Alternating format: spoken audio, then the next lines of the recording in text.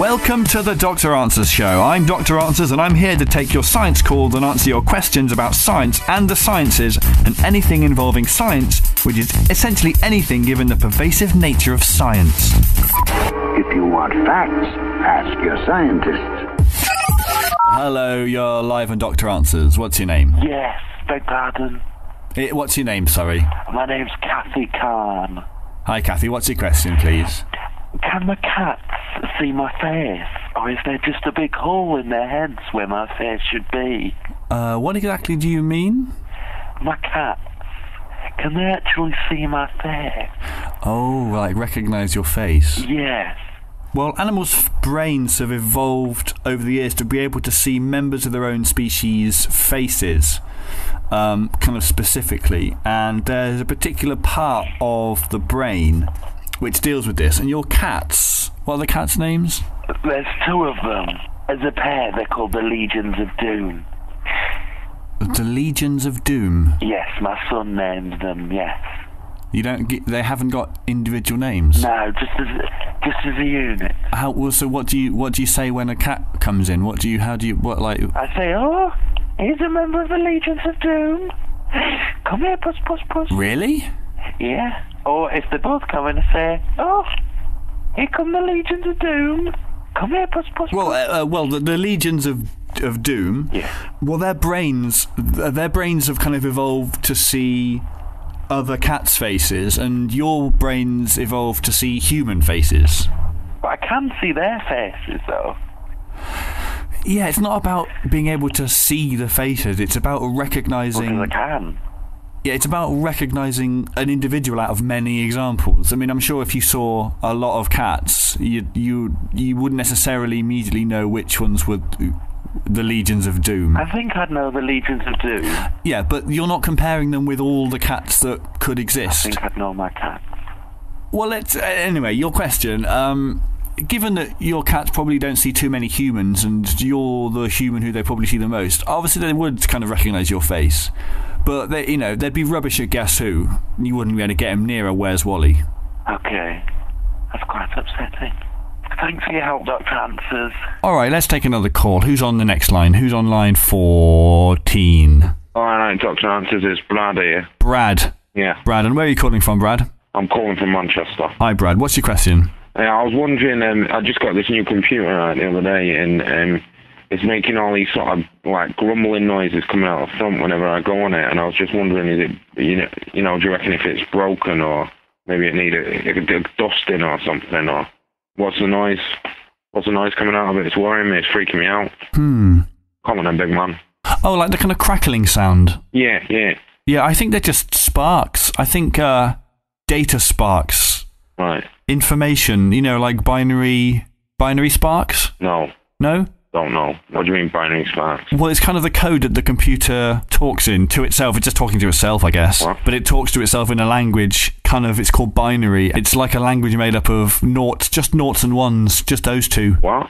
And I think it's either saying yes or no to itself millions of times every second. What? I think that's pretty much the gist of computers. I don't know what you're talking about, fella. No? What do you mean, yes and no? I think it's like on and off. It's talking to itself. And the internet is coming through. Yeah, the internet, yeah. Yeah, it's got that. That's like a tape. That's like a mixtape of noughts and ones that's being constantly played under the roads and under the sea and stuff. And in satellites as well, I guess. It's just like we live in a sea of these sparks. What? Do you know what I mean? I have pretty much not understood one word of what you have said. Okay, so I don't know what causes the noises, but they all do it. Mine does it too, and I don't do anything weird on mine. Right, okay. Okay. Thanks for calling. Everyone is having a good time. Science. Do we have another caller? Yes, it's... Hello. Hello? Hello, it's Gavin. Hello, Gavin. Hi, Gavin. Where are you calling from? I'm calling from Brackley. Brackley. Hi, Gavin. What's your question? I met two men at the swimming pool yesterday in the changing room, and they asked me if I wanted to share a locker, and I said I did, and then I went swimming, and then I came back, and they said I owe them 33 pence, 0.3 recurring, and I got to give him infinite threes. They want the money. What am I going to do? He's coming round in an hour. So, sorry, A man says you owe him infinite threes? Yes, because I shared the locker. Because of the locker, 33.3 pence. Recurring. I don't think I have infinite threes. I've got some threes. No, the only thing you can do, I think, is kind of set up a standing order, maybe. How long for? Well, do you have a steady income? Yeah, it's more than threes. You get more than 3? Yeah. He's coming round in an hour? Yeah, he's got big hands. Make him a cup of tea, sit him down, explain the situation. I don't think he likes sitting down. Oh. Well, just, let him pace around. I got an idea. I could hang around in the changing room at the swimming pool, offer to share locker with someone else. Right. And then I'll get 50 people. No, I'll offer to share the locker with 2 other people. 2 other people. And then I'll get the infinite threes, Do you have a pound? Redirect them onto the man. Do you have a pound? Well, but if I go before the man comes round, I might still have a pound. And then I'll get the power to infinite threes as well and make a profit. You'll get 2 sets of infinite threes. Yeah, maybe that's what the man did. You've got an idea. I think that's a good idea. I don't think I'll ring again. You don't think you'll ring again? I've got to save my penny. Right, just in case it doesn't work. Oh. Okay, well, I'd better go. Okay, bye. Bye. Here we go. Rum, rum, rum. What's that? Here comes this. Toot, toot. What's that? Here comes this. Blub, blub. What's that? What's that? Rum, rum. What's that? Here comes the next thing. Chug, chug, chug, chug, chug. What's that? Now, what have all these various things got in common? Science. Sorry, that jingle's weird. I'm really sorry. I think it'd be a good idea if we had another phone call. So, who is on the next phone call? The caller. Who is the caller? Hello? Dr. Answers, it's Pamela here. Hello, Pamela. Hello. Hi, where are you calling from, Pamela? I'm calling from Whitney. From Whitney. Hi, Pamela from Whitney. And what's your question, Pamela? How can I keep my tea hotter for longer? So I've tried boiling the kettle twice and everything, You want your tea to stay hotter longer? Yes, please. Well, you could just use a thermos flask. I mean, that would be... No, I'm not going to do that, darling. No? No, I'm not going to use a thermos, not in the house. You could drink smaller cups more regularly? I mean... Don't be silly, Dr. Answers. I haven't got smaller cups. You could get some smaller cups, Pamela. No, I'm not going to do it, Dr. Answers. That's silly. You could make a tinfoil hat for your cup to keep in the steam. But then how would I get at the tea, Dr. Answers? Well, you could lift the cap off.